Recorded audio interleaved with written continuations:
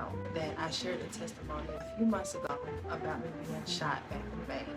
Most of y'all don't know is that that's actually part 2 of my testimony. And I just want to share part 1, which started 2 years ago. August 2022, I was at the peak of my postpartum depression. It was literally the worst it had ever been. It was a breaking point for me. I just was like, either I'm not going to be here or I have to seek God. I have to seek the Lord. And I started to go to church virtually online consistently, and God saved my life. I was having postpartum depression so bad, postpartum anxiety, regular anxiety, feeling overwhelmed, stressed, all of that type of stuff. And literally in August, it was the worst, but it was the most freeing time for me because I truly feel like the Lord lifted that off of me.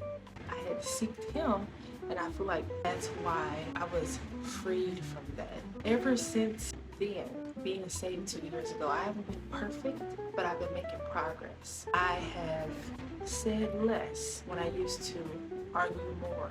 I have found myself not in situations I used to be in, or not trying to force certain friendships or relationships. And it was a slow progress to get to where I'm at now, but it started then.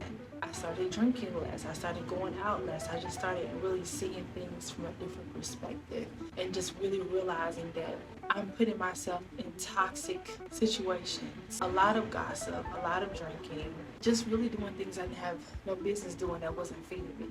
Hanging out with people who didn't believe. It just was draining for me. So I truly feel like being saved is what saved my life when I got shot. That makes sense. And ever since I turned 30, I have been seeking Him more.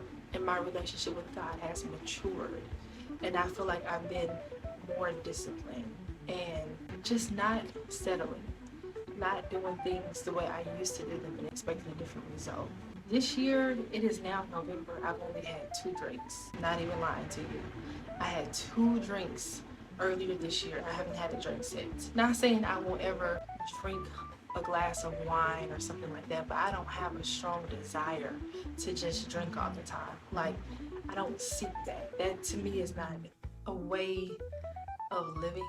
That's not fulfilling for me. Some people will think that, oh, she went through something traumatic and now she's all talking about God and stuff. And there's nothing wrong with going through something traumatic and then finding God. Like, that's supposed to happen, but that's just not my story. I've already been seeking Him. The difference is now that this has happened to me, I now implement God into my content.